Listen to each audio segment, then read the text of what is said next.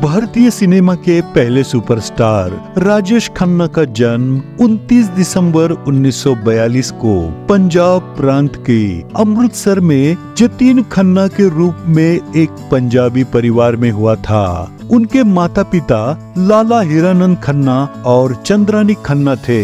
उनके पिता लाला हीरानंद पुरेवाला में एमसी हाई स्कूल के हेडमास्टर थे, जो अब पाकिस्तान में है। उन्हें चुन्नीलाल खन्ना और लीलावती खन्ना ने गोद लिया और उनका पालन पोषण किया, जो उनके माता पिता के रिश्तेदार थे। उनके दत्तक माता पिता रेलवे ठेकेदारों के परिवार से थे, जो 1935 में लाहौर से मुंबई आए थे। राजेश खन्ना मुंबई के गिरगांव के पास ठाकुर द्वार में सरस्वती निवास में रहते थे। उन्होंने अपने दोस्त रवि कपूर के साथ Saint Sebastian Goan high school में पढ़ाई की, जिन्होंने बाद में अपना फिल्मी नाम जितेंद्र रख लिया। उन्होंने अपने स्कूल और कॉलेज के दिनों में कई मंच और थिएटर नाटक किए और अंतर कॉलेज नाटक प्रतियोगिताओं में कई पुरस्कार जीते। राजेश खन्ना ने 1959 से 1961 तक पुणे के नवरोजी वाडिया कॉलेज में बैचलर ऑफ आर्ट्स के अपने पहले 2 साल पूरे किए। खन्ना ने बाद में मुंबई के केसी कॉलेज से पढ़ाई की। 1962 में केसी कॉलेज में राजेश खन्ना ने अंधा युग नाटक में एक घायल मूक सैनिक की भूमिका निभाई और उनके एक्टिंग से प्रभावित हुए मुख्य अतिथि ने उन्हें जल्द ही फिल्म में आने का सुझाव दिया। जब राजेश खन्ना ने फिल्मों में आने का फैसला किया तो उनके चाचा के तलवार ने उनका नाम बदलकर जतीन से राजेश रख दिया। उनके दोस्त और उनकी पत्नी उन्हें काका कहते थे। पंजाबी में इसका मतलब है बच्चे के चेहरे वाला लड़का। राजेश खन्ना 1965 में यूनाइटेड प्रोड्यूसर्स और फिल्म फेयर द्वारा आयोजित ऑल इंडिया टैलेंट कॉन्टेस्ट में FTII के अन्य छात्रों सुभाष घई और धीरज कुमार के साथ 10,000 से अधिक प्रतियोगियों में से 8 फाइनलिस्टों में से एक थे। उन्होंने अपने फिल्मी करियर की शुरुआत चेतन आनंद द्वारा निर्देशित 1966 की फिल्म आखिरी खत से की और उसके बाद रविंद्र दवे द्वारा निर्देशित राज से शुरुआत की। राजेश खन्ना ने 1970 में कार्टर रोड में डिम्पल नाम का राजेंद्र कुमार का बंगला 31 लाख में खरीदा और इसका नाम बदलकर आशीर्वाद रख दिया। राजेंद्र कुमार ने खुद इसे गुजरे जमाने के एक और सुपरस्टार भारत भूषण से खरीदा था। 1971 में उन्होंने हाथी मेरे साथी में अभिनय किया, जो उस साल की सबसे ज्यादा कमाई करने वाली फिल्म थी। राजेश खन्ना को सलीम खान और जावेद अख्तर को हाथी मेरे साथी में पटकथा लेखक बनने का पहला मौका देने का श्रेय भी दिया जाता है।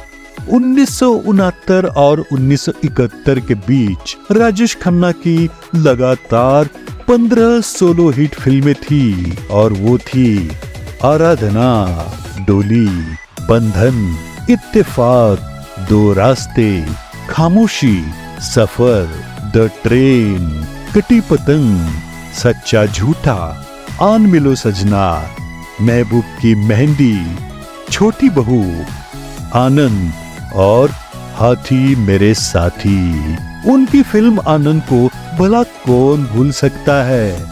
1970 के दशक में शर्मिला टैगोर, मुमताज, आशा पारेख, जीनत अमान, तनुजा और हेमा मालिनी के साथ उनकी केमिस्ट्री भी दर्शकों के बीच काफी लोकप्रिय थी। अपने करियर के चरम के दौरान जब वो सार्वजनिक कार्यक्रमों में जाते थे, तब उनके प्रशंसक उन्हें घेर लेते थे। लड़कियां उनकी कार को चूमती थी, जो लिपस्टिक के निशानों से ढक जाती थी। वो सड़क पर खड़े होकर उनके नाम का जाप करती थी। लड़कियां उन्हें अपने खून से लिखे पत्र भेजती थी, उनकी तस्वीरों से शादी करती थी, अपनी उंगलियां काट लेती थी और खून को सिंदूर की तरह लगा लेती थी। उनके बंगले के बाहर हर दिन उनके निर्माताओं और उनके दीवाने प्रशंसकों की कारों की कतार लगी रहती थी। ऐसा पागलपन भारतीय सिनेमा के इतिहास में कभी नहीं देखा था।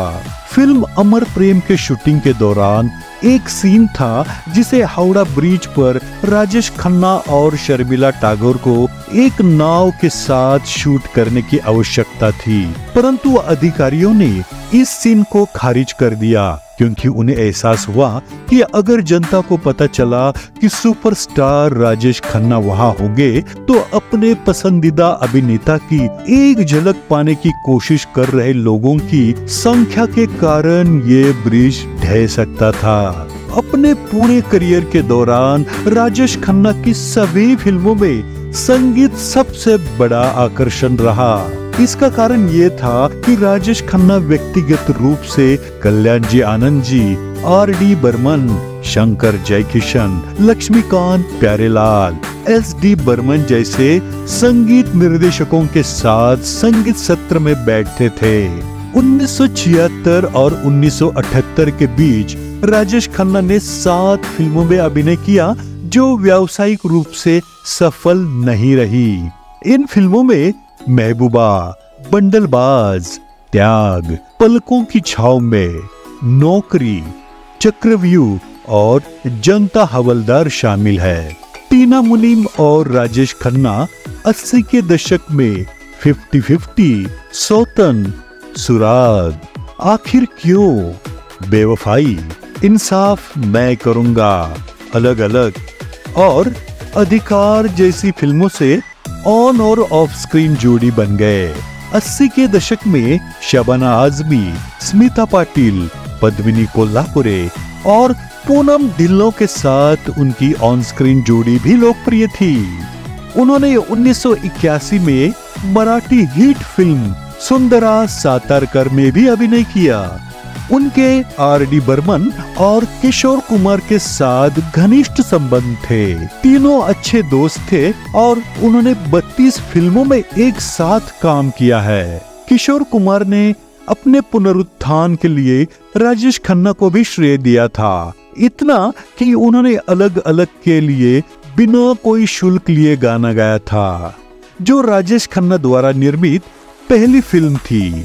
और राजेश खन्ना ने किशोर कुमार द्वारा निर्देशित आखिरी फिल्म 1989 की ममता की छाव में को पूरा करने में लीना गांगुली और अमित कुमार की भी मदद की, जिनकी फिल्म पूरी होने से पहले ही मृत्यु हो गई थी। श्री राजीव गांधी के आग्रह पर उन्होंने 1984 के बाद कांग्रेस के लिए प्रचार करना शुरू किया और नई दिल्ली निर्वाचन क्षेत्र से भारतीय राष्ट्रीय कांग्रेस के लिए मेंबर ऑफ पार्लियामेंट चुन कर आए थे। 1970 के दशक की शुरुआत में राजेश खन्ना को तत्कालीन फैशन डिजाइनर और अभिनेत्री अंजू महेंद्रू से प्यार हो गया और वे 7 साल तक रिलेशनशिप में थे। उन्होंने मार्च 1973 में नवोदित अभिनेत्री डिम्पल कपाड़िया से शादी की, जो उस समय 15 वर्ष की थी। शादी से राजेश खन्ना और डिम्पल की 2 बेटियां हैं, ट्विंकल और रिंकी। राजेश खन्ना और डिम्पल कपाड़िया 1982 में अलग हो गए, लेकिन तलाक की कार्यवाही कभी पूरी नहीं की। जब डिम्पल ने राजेश खन्ना से शादी की तो उन्होंने अभिनय छोड़ दिया था, क्योंकि राजेश खन्ना चाहते थे कि उनकी पार्टनर एक गृहिणी हो। शादी के कुछ साल बाद डिम्पल ने अपना करियर फिर से शुरू करने का फैसला किया। हालांकि राजेश खन्ना इस बात पर अड़े रहे कि उनकी पत्नी काम नहीं करेगी। अंततः कपाड़िया ने खन्ना को छोड़ दिया और फिल्मों में अपना करियर शुरू किया। 1980 के दशक में टीना मुनीम को राजेश खन्ना से प्यार हो गया था। टीना मुनीम अपने स्कूल के दिनों से ही राजेश खन्ना की फैन रही थी। वे 1981 और 1986 के बीच 10 फिल्मों में एक साथ दिखाई दिए। कहा जाता है कि राजेश खन्ना ने उनसे शादी करने से इनकार कर दिया, क्योंकि उनकी शादी का उनकी बेटियों पर बुरा प्रभाव पड़ेगा। टीना मुनीम के बाहर निकलने के बाद राजेश खन्ना ने अंजू महेंद्र के साथ अपनी दोस्ती फिर से शुरू की। राजेश खन्ना की बड़ी बेटी ट्विंकल खन्ना एक इंटीरियर डेकोरेटर और फिल्म अभिनेत्री है, जिसने अभिनेता अक्षय कुमार से शादी की है, जबकि उनकी छोटी बेटी रिंकी खन्ना भी एक अभिनेत्री है, जिसकी शादी लंदन स्थित बैंकर समीर सरन से हुई है। जुलाई 2011 से उनका स्वास्थ्य बिगड़ रहा था, क्योंकि उन्हें कैंसर का पता चला था। 23 जून 2012 को उन्हें मुंबई के लीलावती अस्पताल में भर्ती कराया गया था। उन्हें 8 जुलाई को अस्पताल से छुट्टी दी गई और कथित तौर पर वो ठीक थे। 14 जुलाई को उन्हें लीलावती अस्पताल में फिर से भर्ती कराया गया, लेकिन 16 जुलाई को उन्हें छुट्टी दे दी गई।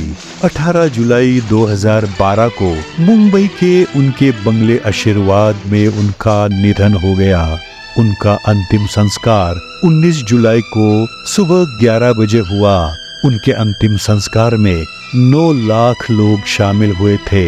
उनकी चिता को उनके पोते आरव ने पिता अक्षय कुमार की सहायता से मुखाग्नि दी। 25 जुलाई 2012 को उनकी अस्थियों को उनकी पत्नी डिंपल और बेटी रिंकी खन्ना ने गंगा में विसर्जित कर दिया। राजेश खन्ना साहब के सम्मान में इंडिया पोस्ट ने 5 रुपए का एक डाक टिकट 3 मई 2013 को जारी किया।